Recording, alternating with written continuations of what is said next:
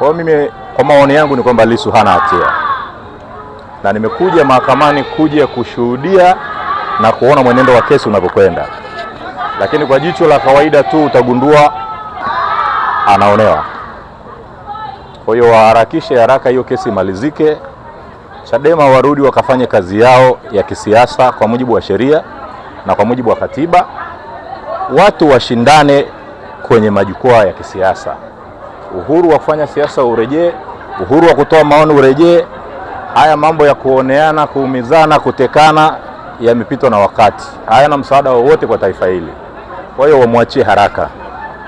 Pengine huu sio msimamo wa chama, huu ni msimamo wako binafsi, kwa sababu hata kiongozi mmoja wa chama hatujai kumsikia akisema chochote juu ya mwenendo wa kesi. Pengine wewe umekengeuka au pengine unarejea nyumbani? Na msimamo pia nyongeza msimamo wa makada wenzako wa Chauma ni kwamba Lissu kuwa ndani manake ni sehemu ya mikakati ya kujinufaisha baadhi ya viongozi waandamizi wa Chadema. Hili manake ni kama linakinzana na kile ambacho wewe una nini? Lugha ya makada wa Chauma wanaozungumza ya kuhusu Lissu au kuhusu viongozi wa Chadema ni maneno ya hovyo kabisa, hayapaswi hata kuzungumzwa na viongozi wa vyama vya kisiasa. Vyama vya upinzani vinapaswa kuungana kuzungumza lugha moja, na kazi ya vyama vya siasa ni kuikosoa serikali iliyoko madarakani ili vyenyewe viingie madarakani. Hayo ndio malengo ya chama cha siasa. Kwa hiyo ukimuona mwanasiasa wa chama cha upinzani anakikosoa chama kingine cha siasa, malengo yake yako kwenye mrengo wa watawala, na nyinyi mnafahamu viko vyama vya namna hiyo. Sasa mimi leo sitaki kuzungumza mambo mengi, ila nitazungumza na vyombo vya habari hivi karibuni, nitaeleza msimamo wangu. Kwa hiyo nitawaita siku sio nyingi, tutazungumza. Umekuwa ukikosoa sana Chauma, ni tofauti kabisa na vile ambavyo ulijiunga mwanzoni. Hii ndio kusema kwamba inawezekana kuna baadhi ya sera ambazo wakati unaingia hivi sasa unaona ni kama haziko sawa sawa, na badala yake unakuwa ukimpambia maua Chadema na watu wana kwenye maswali magumu kuhusu wewe sasa. No, hawako sawa. Hawako sawa, nimewaambia mara nyingi na nimewaambia mara kadhaa. Nimewaambia chama cha siasa wajibu wake mkubwa ni kuikosoa serikali iliyoko madarakani. Wajibu wake mkubwa ni kuikosoa serikali iliyoko madarakani. Sasa kama chama cha siasa ukiona wanatoka viongozi wa chama kingine wanakosoa viongozi wa chama kingine, sio hilo jambo liko sawa sawa. Nimewaambia ndani, nimewaambia kote tulikokutana, nikawaambia mnapaswa kutoa majawabu. Sisi ni chama cha siasa. Bahati mbaya, naweza nikasema bahati mbaya, kimeshiriki uchaguzi wa 2025. 2025 sio? Uchaguzi ambao mazingira yake kila mtu anayajua. Sasa ukiona chama cha siasa kinakaa kimya na kinashiriki uchaguzi wa namna ile, kinakwenda kushiriki mshindi wa CCM katika matokeo ambayo hayaeleweki, kinashiriki kutangazwa kwake, kinashiriki kuapishwa kwake, nimewakosoa ndani nikawaambia hamko sawa sawa, hamko sahihi, mnaonekana mko mrengo huo. Kwa hiyo hilo wanaelewa na wananichukia kwenye jambo hilo, lakini mimi ni msimamo wangu, nimewaambia hamko sawa sawa kwenye kutimiza wajibu wenu kama chama cha siasa. Kwa hiyo nilitarajia wao ndo wangetoka na maoni makali zaidi, walaani mauaji yaliyotokea, mauaji ya vijana waliouawa bila hatia, watoke walaani uchaguzi ulivyoendeshwa. Walikuwa wazungumze wao ndo walitakiwa watoe lawama hasa kwa sababu walishiriki uchaguzi, lakini unaona wao wanashiriki na wale ambao waliwakandamiza. Hii ni jambo la ajabu sana. Ndio maana mimi nimeshindwa kuelewana nao. Nimewaambia wazi, kwa namna hii hatuwezi tukasema sisi ni chama cha siasa. Na hata hiyo minongono inayoendelea kwamba nyinyi ni CCMB inapata mashiko, kwa sababu haiwezekani. Yule aliyekusababisha ulie, yule aliyekuumiza, ndio huyo unamkumbatia, ndio huyo anakualika, unashiriki hafla zake zote. Haiwezekani, hatujazoea hivyo. Chama cha siasa hakijawa hivyo. Hatujawahi kuwa hivyo.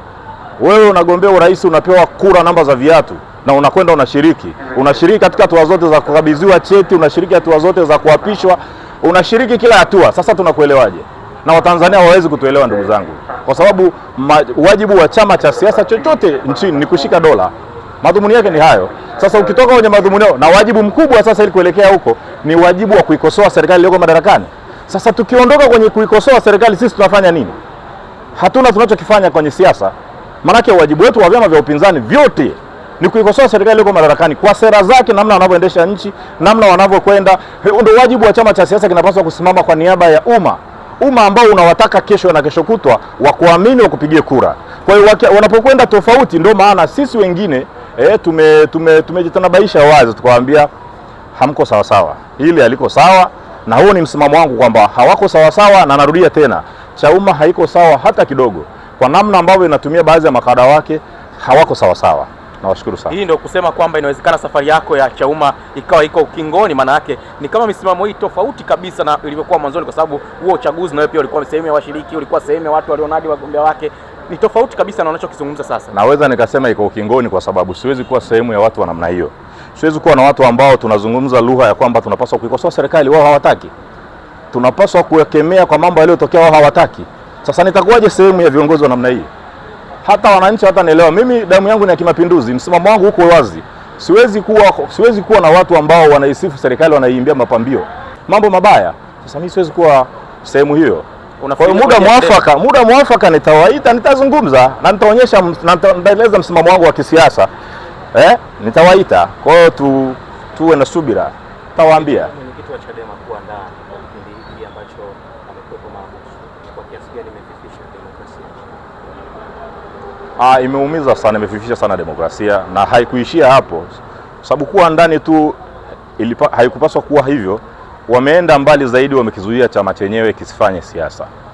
Wamekizuia kukutana na wananchi, wamezuia mali za chama hicho. Sasa kwa vyovyote vile, na mtu yeyote mtakubaliana na mimi, Chadema ndio chama kikuu Tanzania cha siasa. Ndio chama kikubwa. Sasa ukikizuia chama kama hiki ambacho ndio chama kiongozi, ndio ambacho kinapaswa kutoa mwelekeo wa siasa za nchi hii. Kwa hiyo kwa vyovyote vile, na ukamkamata mwenyekiti wa chama hicho ukamweka ndani kwa mashtaka ambayo ni ya kubumbwa kama inavyoonekana, basi kwa vyovyote vile itafifisha tu. Kwa hiyo kwa vyovyote imefifisha sana demokrasia ya nchi yetu na inarudisha nyuma mapambano, lakini kwa njia nyingine wanamkomaza kisiasa, wanamuimarisha, kwa sababu dhahabu ili ing'ae lazima uipitishe kwenye moto. Kwa hiyo wao wanamngarisha bila kujua wanamngarisha. Lissu aliyeingia ndani karibia takriban mwaka sasa, atatoka akiwa Lissu mwingine tofauti kabisa, kwa sababu wao ndo wamemngarisha kwa maumivu ambao wanampitisha, lakini Watanzania asilimia kubwa kwa mamilioni wako nyuma yake. Unaona wanazidi kuongeza matumaini kwake, na wana matumaini tu kwake kwamba siku moja atarudi na haki itapatikana tena katika nchi yetu hii. Asante sana.